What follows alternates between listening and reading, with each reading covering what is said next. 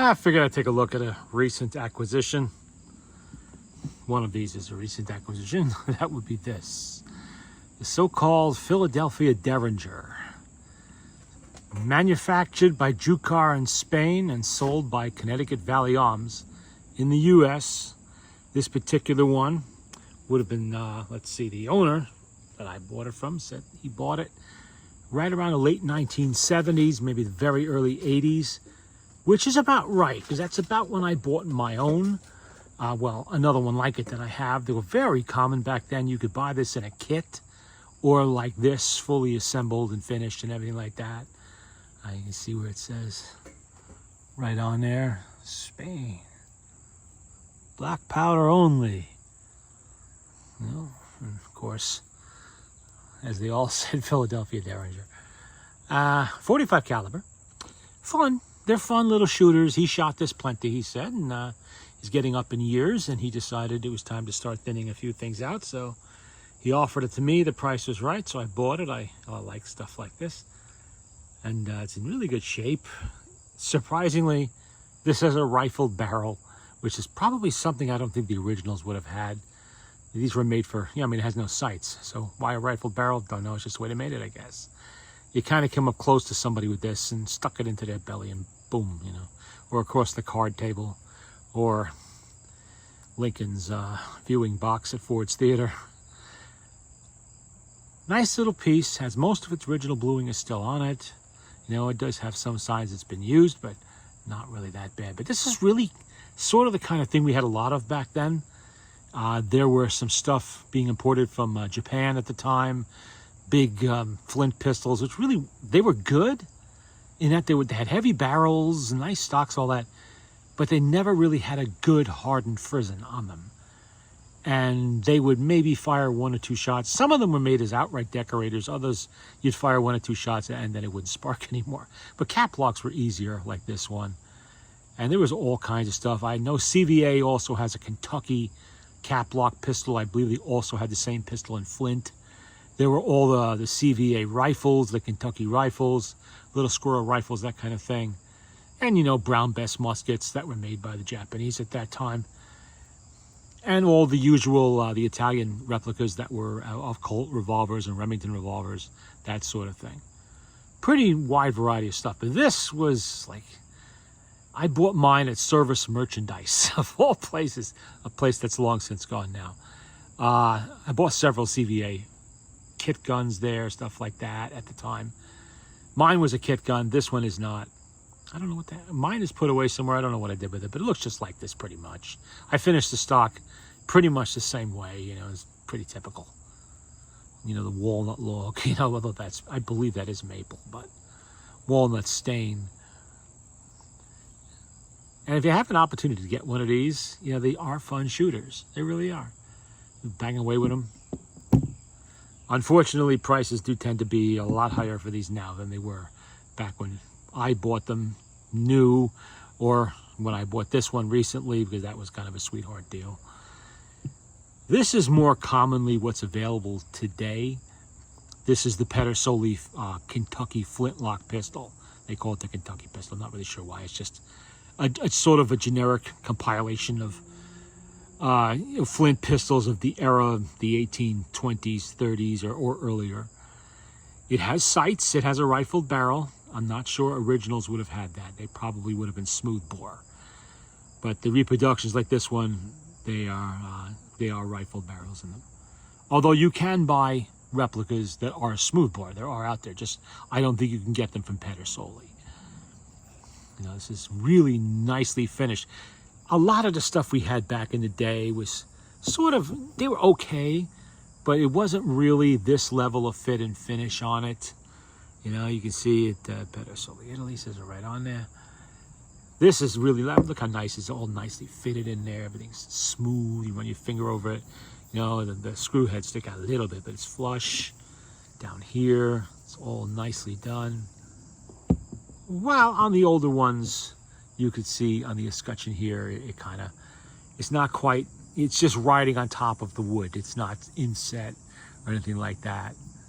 You know, because that would have added to the cost of these. And they were made to be inexpensive fun. They were not put together and sold to be high-end collectibles, exact replicas of the originals or anything like that. This was just, you know, we'd just gone through, this was actually introduced, I believe, in the early 1970s, in time for the bicentennial celebration, 1974 to 76.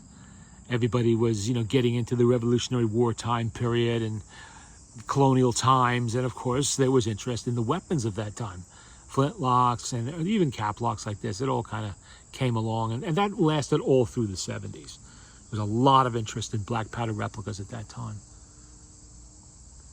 But today you can buy this. This is not cheap.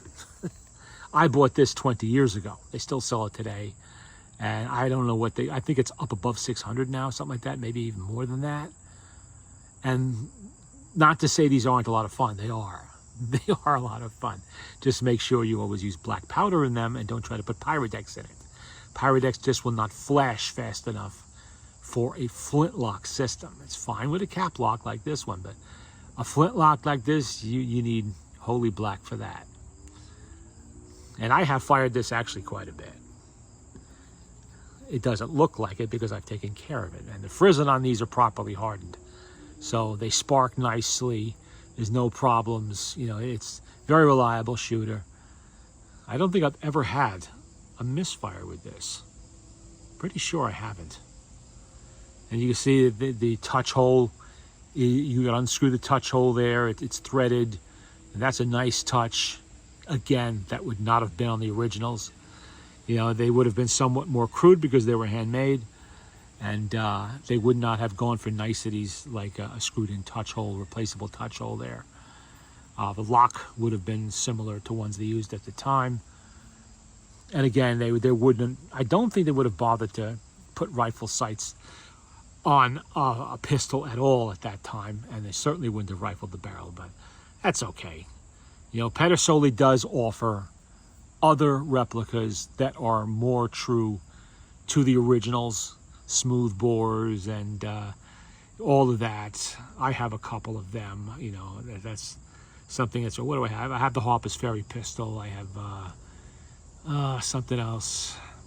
I forget what it is. Queen Anne, maybe. There's a bunch of them. For a while there, back in the 90s and early 2000s, I was heavily collecting stuff like this. And then, of course, prices sharply rose after that. And I decided, yeah, only if I find a good deal am I going to pick up any more of them. But if you get an opportunity to pick one of these up, don't hesitate. These are a lot of fun. And they're a good flinter to learn on. If you want to learn how to shoot flinters, something like this is perfect. You know, you can learn what a proper charge in the pan is, how to keep your flints tight and sharp to get a good spark. You know, basic shooting skills with them. I mean, a lot of stuff like that. Without having to spend thousands of dollars, you know, or whatever they cost now for the big rifles and all of that stuff. You know, the so-called Kentucky rifles, the Hawken rifles, or the military replicas, which are muskets. The Brown Bess, the French Charleville. There's a Prussian musket too. I forget what they call Potsdam, the Prussian Potsdam. And Pedersoli always does such a nice job with these two. Really nice work on these. I have no complaints at all with the work that they do. It's very nice. As I pull these out, you know, to clean them and to make sure that they're not rusting in storage, I'll probably do more videos, but I had these two out just for a wipe down. That's all. I'm not shooting them today, just wiping them down. And figured I would do a little video on them in case anybody was interested or contemplating buying one of these. You know, and just be aware that not every manufacturer is created equal. And you will find some replicas out there, especially from back in the 60s and 70s, that maybe don't work quite as well as it should. Be very leery of anything so-called tower pistols made in Japan in that time. Some of them had blued, you know, octagon barrels, and others were left in the white and they were round. Some imported by Hawes. That was a California company that was common at that time, back in the 60s. They had the soft frizzens. Not that it's impossible to, you know, harden a frizzen. There's a procedure for that. The steel itself, I don't think was very good. So what you would end up having to do is weld a piece of weld a piece of saw blade, old hacksaw blade or whatever, to the face here to get a better spark, because that's hardened steel. It's better steel anyway. It'll take a proper hardening. I don't think that the Hawes pistols will, or the Japanese tower pistols will really take a good hardening, which is a shame because they're nice, heavy flinters, and you know, they're really nice barrels on them and stuff like that. But the modern Italian replicas, they're good. They're good. And they also make a lot of replicas in India. Those were originally, I believe, manufactured, well, they were manufacturing them for the, you know, actual use 300 years ago, 200 years ago, whatever. But lately, I believe they started about 30 years ago manufacturing them for the English, you know, like period movies and things like that. Which ones are like a horn blower and what's that one with that Sean Bean guy? Sharps rifles, things like that. The Baker rifle, which by the way is not rifled if you buy it from India. They're commonly available from like Middlesex Trading Company. There's an outfit in Canada that imports them too.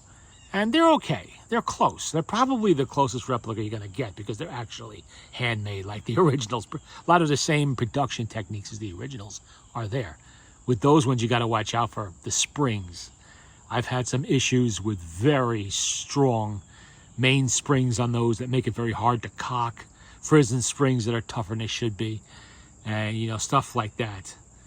But they're not really expensive. You know, they're much more reasonably priced. At least they were when I was buying them. So if you get a chance on one of those and you want to get started, but I would recommend this. This is exactly what I would recommend to get started in learning flintlock black powder shooting. Right here. This is your basic flintlock. Everything works nicely on it. It's properly designed. So this would get you going, to get your foot in the door. And once your foot's in the door, you're going to want to come all the way in because these are a lot of fun. They really are. You know, and it's a good way to connect with the past too. You know, to understand a little better exactly what our ancestors had to deal with, and just to, you know, what it was like for firearms when you were trying to fight a war with these things and all of that sort of thing. You know, try firing it in the rain one day and find out how far that goes. Actually, sometimes they actually will fire. There you go. Just a quick bit.